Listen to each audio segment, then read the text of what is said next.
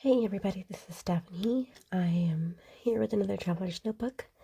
This is a layout in my March Traveler's Notebook. I had placed this big photo here and just never scrapbooked it. So I came back and decided to do it. I had no idea where I wanted to go with this. I just really love the color, so I'm taking it in stride.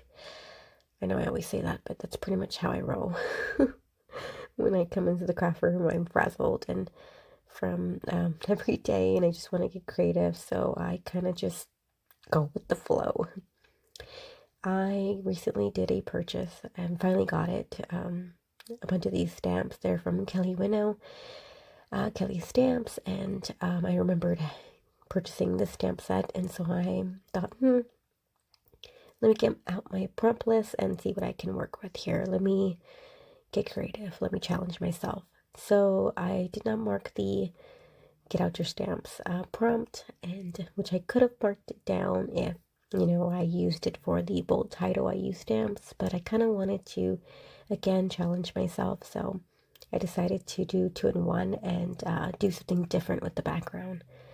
So I'm getting a feel of what stamp that I basically want to do a repeat stamping for the background. I could have done all the stamps, kind of doing some kind of like Tetris configuration.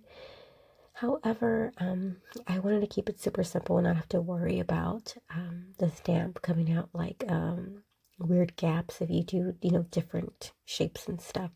So I don't know which stamp that I'm going to repeat, so I went ahead and picked out the colors. I am pulling out some inks that are the Tim Holtz inks. I picked out Picked Raspberry, the new Kitchen Flamingo, Spice Marmalade, and Mustard Seed. I left this in because this is normally the things that I do before I even do a spread. Normally they are, 10 minutes long. This spread took about 40 minutes. This is, of course, me coming back to it throughout the day since I have to stop a couple of times due to the kiddos, but it does take me a lot longer because I have to I have to move like half of the other projects that I like. I have like 10 other projects that are on my desk, and then when I decide to come to a new project, I have to move everything else. You saw there I did a practice run to see if the colors blend together, and that also gave me a better idea of how many rows to do for each color. And you'll see here as I get started, I really wanted to kind of, look the same as the photo there on the left. Bohemian Rhapsody is a movie. I don't know if you've seen it before, but we have the DVD, and it is such a good film. It is, about the band named Queen, Freddie Mercury, the singer, and it's just basically their journey, and it's amazing. I get goosebumps every time I watch it. The ability to have a career that has you connecting to millions, even after it's done. He's, passed away, and he still manages to, connect to people. His legacy, their legend. I just love it so much, the way they all connected and created this band. I just love it so much. Well, anyway, so let's get back to the actual technique here. I finally picked a stamp set. It's Get the Popcorn because my husband is all about the popcorn, and this is such a good film. You need popcorn. So it's definitely not a film to watch with kids, so we watch this when they're off to bed. So I decided on 2 to 3 rows. Yes, 3 rows for the Picked Raspberry, since it is the majority of the color of that pinkish purple there in the upper left portion. And I am like doing some kind of pattern, so you'll see some gaps here on the left side, but I'm gonna mask that off and fill them in at the end, but I'm not too concerned about it right now. I think I've only done this technique maybe once, maybe twice in my journals. I was looking into my traveler's notebooks from last year, and I was very surprised. This is just another reason why I am happy that I stuck with the prompts, just because it challenges me to get out of my comfort zone and to use things in a different way, especially since I kind of always feel like I have to have the newest item, the newest kit collection stamp and everything else, and I gotta have everything, all the embellishments and everything else. So to make this page with one stamp set, especially toward the end when I make a Project Life card out of this, oh my god, I had so much fun. I really wish I did do this in real time with you guys, since you can hear me. I just go on, but I'm so random talking to myself, and it was like 45 minutes long. But let me know if that is something you would like to see, if you would like to see it in real time and just hear me chatter and my thought process along the way, because it is funny. It's very comical in my opinion as I talk to myself and randomly start singing and do these quotes. I always make a reference, and you'll hear me do a ton of different catchphrases, and 9 times out of 10 they're from Disney movies, but that's me. So just let me know if this is okay, and time wise, or if you would like to see more real time videos from me when it comes to these traveler's notebooks. Now I'm just doing all the colors. I'm trying to see what rows it, kind of throws in. So you can tell I did 2 of the kitchen flamingo, and then I did 2 for the spice marmalade, and then the rest is going to be the mustard seed, since there's so much on the photo of that color. I had so much fun creating this little ombre spread. I cannot wait to do it again. It was a nice change, and honestly, I had, no idea where to begin, and for it to come out as nice as they did, that is the best feeling. Just getting this all done. It is time consuming, but it's very therapeutic. When was the last time y'all did some repeat stamping? Whether it be a small amount or as much as the whole background.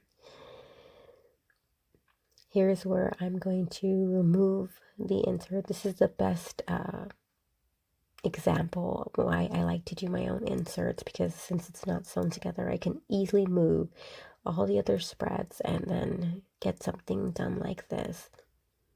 Also, like if I was trying to do any sewing on this and everything else.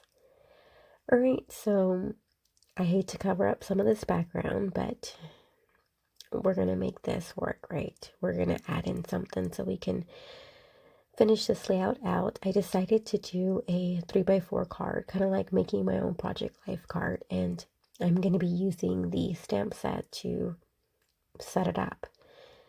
At the bottom of the stamp set, it says movie review, and it says title, date, and rating. So I'm going to place it on the top of my Project Life card with some VersaFine black ink. Gotta make sure that lines up.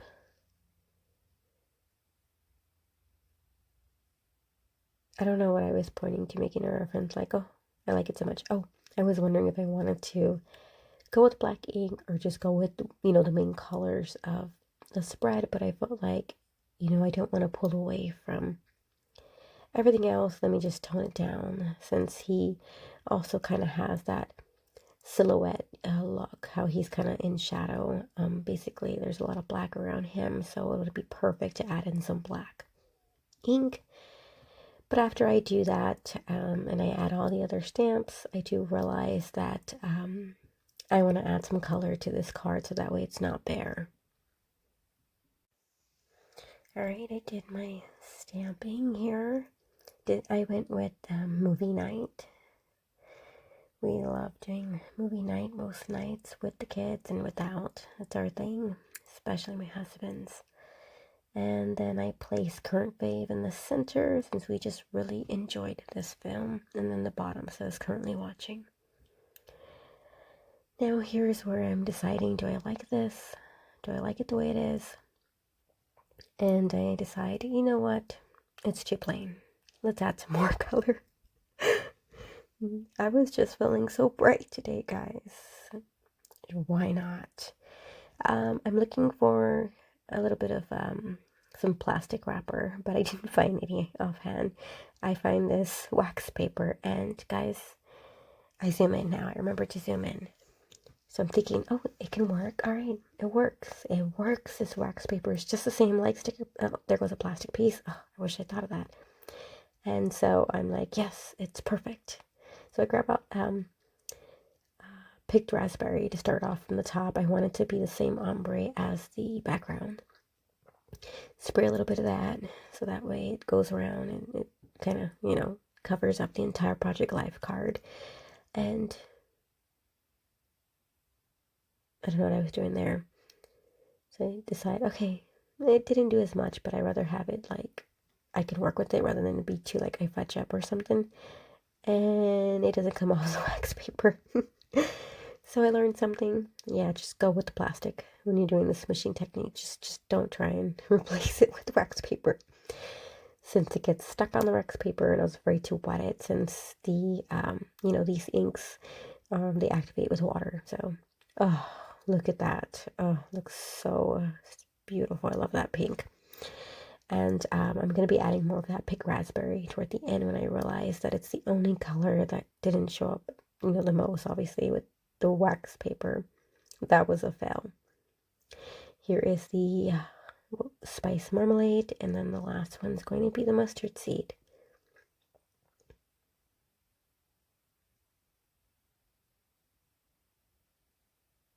I do this technique for my daily journal for the backgrounds. I think that's probably what just got me in the festive mood, and this machine technique, I'm bringing it over, which has been done before, of course, by many, many crafters, but it's so nice to bring something different, right? And this is the picked raspberries where I'm like, it needs to be a little darker, a little more. Yes, this is what I was going for. My hand just was like, ta-da!